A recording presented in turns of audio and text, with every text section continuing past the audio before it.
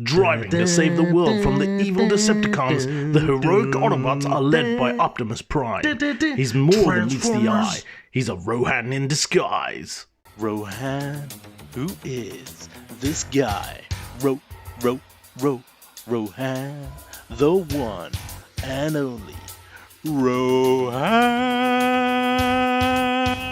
Thank you guys, hello everybody, and welcome back to another exciting episode of Rohan's Corner. And of course it's exciting because I've been putting the hype out there all week on social media. It's prime time! Yeah! Of course it is time for the Rohan's Corner through the Generations review of Magic Square Optimus Prime 2.0. The Prime you never knew you needed. Do you need him? Let's find out, shall we? Starting off, of course, with the packaging, we have this rather lovely charcoal grey design this time from Magic Square. It's the first time we've seen this, and a rather lovely translucent matrix on the front with an etching of Prime opening his chest, revealing the matrix, which is different from anything we've ever seen from Magic Square. MS-B46 Light of Victory. On the top we've got the lovely Magic Square logo as per usual. On the back we have the warning and a little visual of the cab version of Prime, Magic Square's logo again, and on the sides and on the bottom nothing. So let's open up the box and show you what comes inside. There is a plethora of bits and pieces. Obviously, you get Prime, the cab, and you can see lush looking paint color scheme there. The trailer, of course. Roller, the repair bay, which is what caused the delay on production of this figure, and his gun.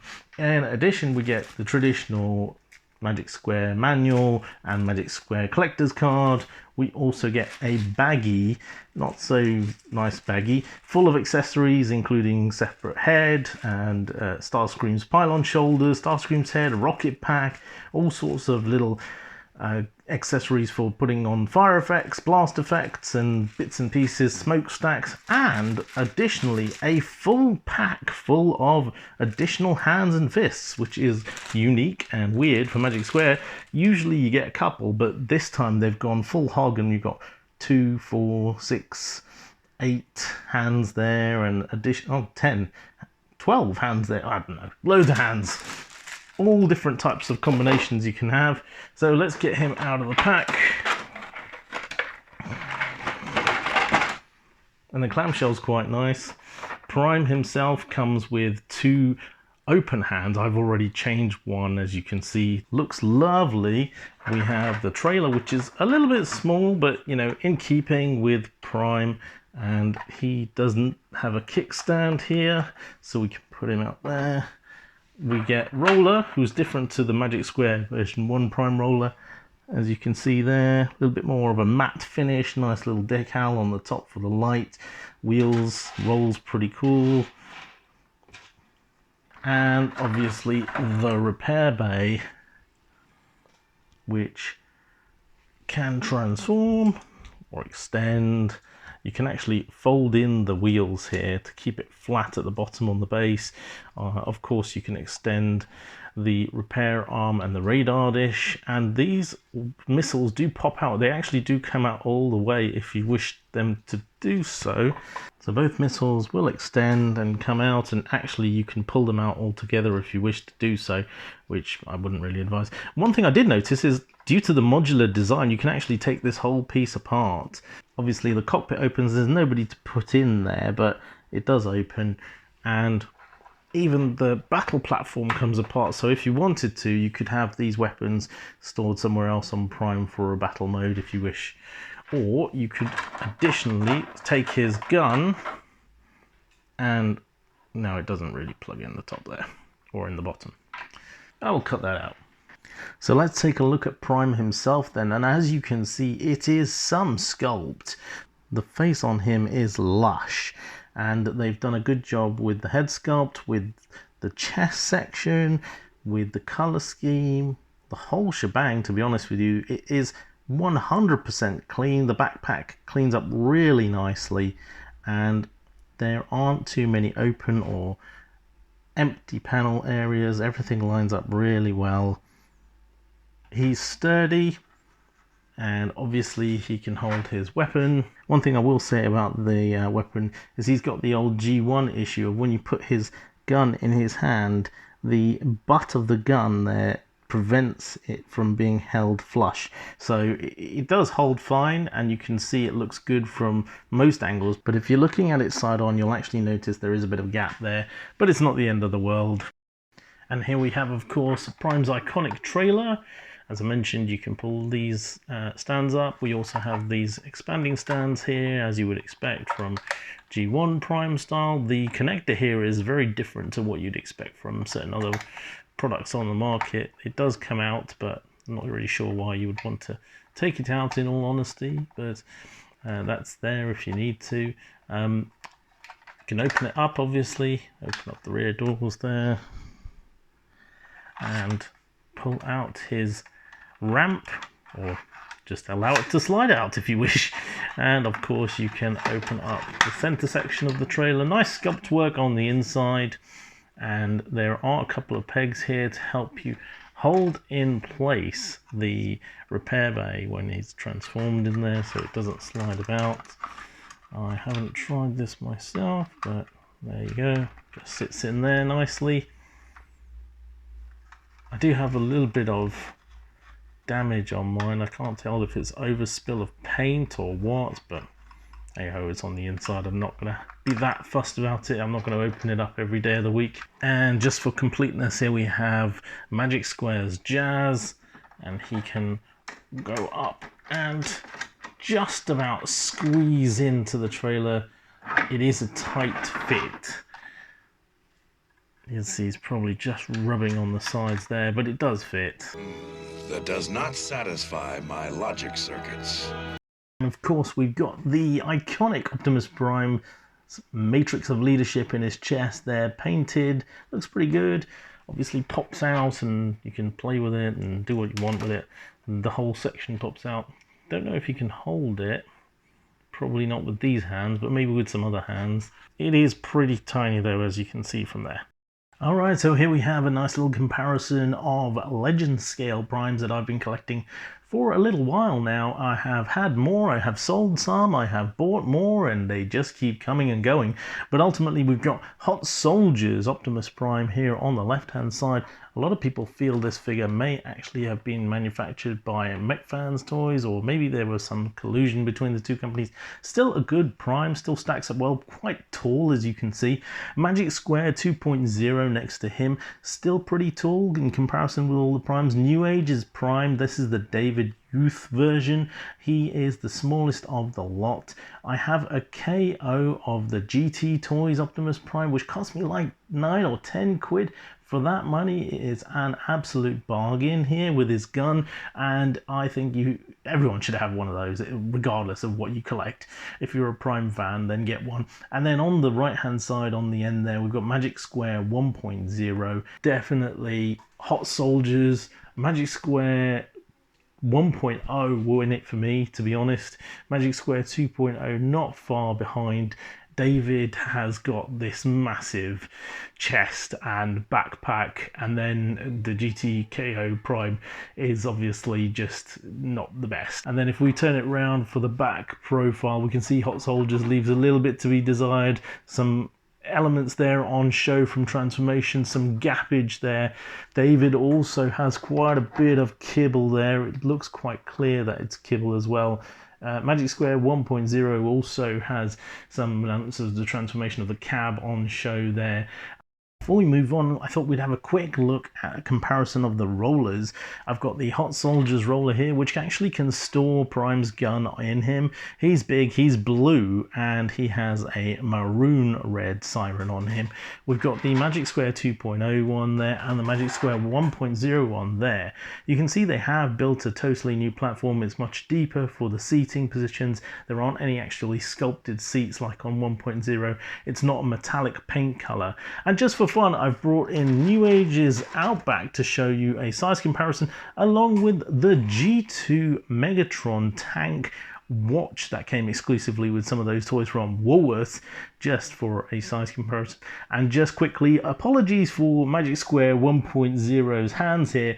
I haven't got them out of the box. They're upstairs in the loft, and so I just made do with the Ultra Magnus ones that I had lying around. So that's why they're white. It's not because he's wearing gloves and umpiring a snooker match. Right, for scale comparisons this week, I've brought along with me MechVans Toys Blitzwing, New Age's Cyclonus, Magic Square Ultra Magnus 2.0 Transporter at the back there, who I showed off with Cyclonus last week, War for Cybertron Siege Ratchet. In the front row, we've got Magic Square's Motormaster figure, who lines up pretty well, just slightly shorter than Prime. For fun, I've got Ravage in a cage, that came with Hound, the New Age Shrapnel, Magic Square's Hound, X-Tranbot's little Brawn minifigure, and my little buddy Spike. So I thought I'd just quickly showcase the accessories that he came with here for you.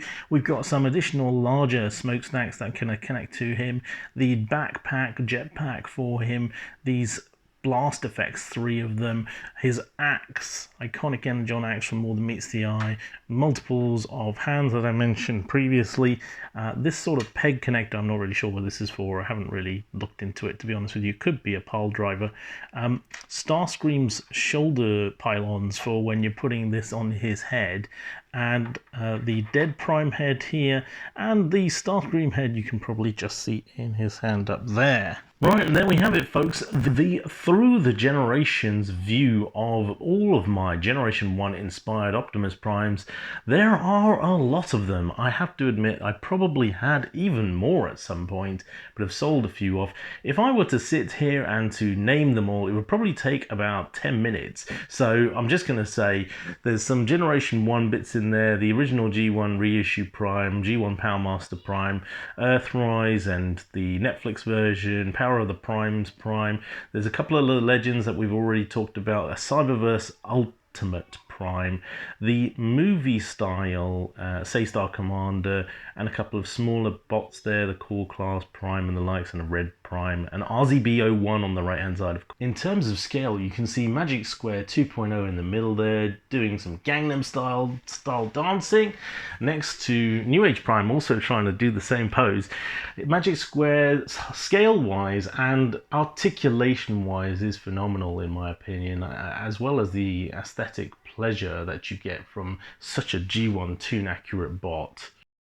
Alright, so transformation was, shall we say, Magic Square level intense, which is about the same level as Magic Square Optimus Prime version 1, a couple of the Constructicons, definitely not the level that you'd expect if you'd done some of the limbs of the Stunticons, for example, or even Motormaster himself is much more intuitive.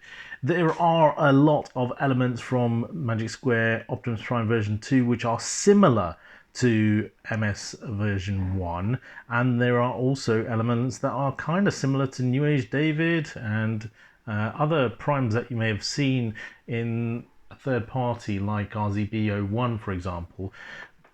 The elements that you can tell that were lifted from MS-01 tend to be around the grille here and also the legs, especially the wheels, but bits like the arms are totally new. There's obviously a cab over portion for the top, and yeah, overall he looks pretty damn good. You have the same feature as with New Age, with these doors that will open as you wish to have a look inside, and you can see inside there his exposed hand. And the one thing I would say, compared to New Age, this one does seem to tab together really nicely. There are less areas where I feel like it's going to come apart or it doesn't quite stay in. What I would say is that because of the because of the plastic, the gummy plastic that Magic Square uses, you do need to flex bits and pieces up and down, left and right, all around. It's very clean. There is little that I would complain about. Possibly these leg pieces here, which they don't seem to sit in anywhere in particular. They don't tab in anywhere. They just sort of sit on the top there. They don't even connect to each other. So They're just there, and they're a bit plain on the top there, as you can see. This waist portion is new, and mine popped off.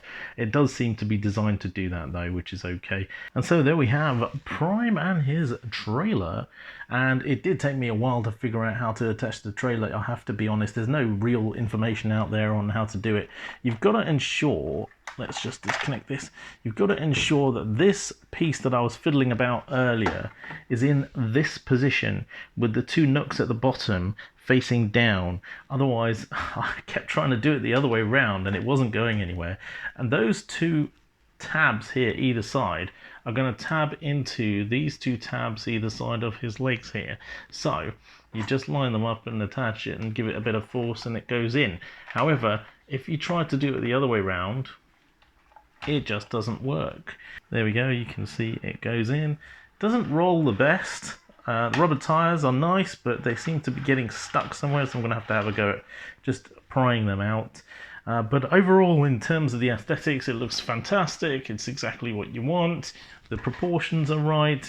You can put Huffer on there and have him pretending to drive Prime's trailer, like in that iconic scene from Heavy Metal War. Of course, he does not attach in any way, shape or form, and so you can't pull him along. That's just how he is. In terms of the cab scale, he scales really nicely with other Magic Square figures, not as nicely with the larger Mech Fans Toys or Iron Trans figures, or even the Papa Toys figures. For Hot Soldiers, not too bad. Pulling in the New Age scale Outback and the Magic Square Huffer, you can see he scales quite nicely with both of them, as he probably should do. If we turn him sideways, see the sideways profile, looks pretty decent, pretty spot on with those guys. Right, so I've tried to get every single one of the cabs into the frame and it's not possible. So here we have the majority of them outlined here. I'm going to show you Cyberverse Optimus Prime just very quickly. He's humongous. He doesn't really fit in with all of this, so let's put him to the side. I didn't have space for both Earthrise and Netflix Prime, so you've just got the Netflix cab there. And ultimately, you can see the proportions of Magic Square 2.0 in the middle here compared to New Age's David, and also compared to Magic Square 1.0. He looks more toon accurate. He's a little bit more well proportioned width and height wise than 1.0. Definitely much more proportioned there than New Age's David, who's very narrow but quite tall, which is the case with a lot of these Hasbro based figures, as you can see from the core class on the left there and from the RTS figure on the right there. Actually, I think if we look at them all, the Hot Soldiers Prime has got good proportions and it looks quite nice as far as cab modes go, with the lights system looking quite like Prime had in G1 compared to the others on this display. One of the weakest ones is probably RZB01. He shines in his bot mode rather than his alt mode, and I think Earthrise, to be honest with you, doesn't look excellent when it comes to being a G1-esque Prime cab. And of course we've got Generation 1, which looks pretty decent for the age. We'd showcase just a couple of the Primes with their trailers, primarily because I can't be bothered to go and dig out all the other ones, Hot Soldiers and Magic Square 1.0, etc, etc, although that probably would have been a better comparison pick. But let's have a look at Generation 1 versus MS 2.0. He looks fantastic, he looks toon-esque. Compare it with the Earthrise trailer. It's actually longer than the Earthrise trailer, or at least it looks that way proportionately, with that being so stocky, and then Powermaster Prime, because why not? One last comparison pick with some of the other trailer tractor type trucks that I've got in my Legends collection, which is Magic Square's Motormaster and Papa Toys Ultra Magnus for show. I think he actually scales really well with these guys, although Motormaster's trailer is a lot longer to make up the whole Mansour body. It does work, and the transporter is a little bit shorter, but it's a lot taller and stockier. Right, so to wrap up, final thoughts then on Magic Square 2.0 Optimus Prime Light of Victory. He is absolutely phenomenal. He's not perfect. There are a few little niggles in there, with the transformation being a bit fiddly. I've got a little bit of a paint defect on mine where it's chipped on the bumper here, which is annoying. We can also see that the wheels don't roll as nicely as you'd like them to, and those people who are not a fan of the Magic Square plastic will not be happy with this figure. It is still quite gummy, it is still flexible, nylon based, but I quite like it. I also quite like the paint scheme, the way they've gone tune accuracy with the lighter shade of blue compared to New Age, and the scale for me is dead on. Is it worth the additional £80 outlay that I paid for him? Did I really need another Prime? Do I have enough? You tell me. I've sold quite a few recently, so I've actually shrunk down my collection. But did I need it? Probably not. Am I really glad that I got it? Yes, it is fantastic. Will it be in its alt mode very often? Probably not. Probably more so in bot mode.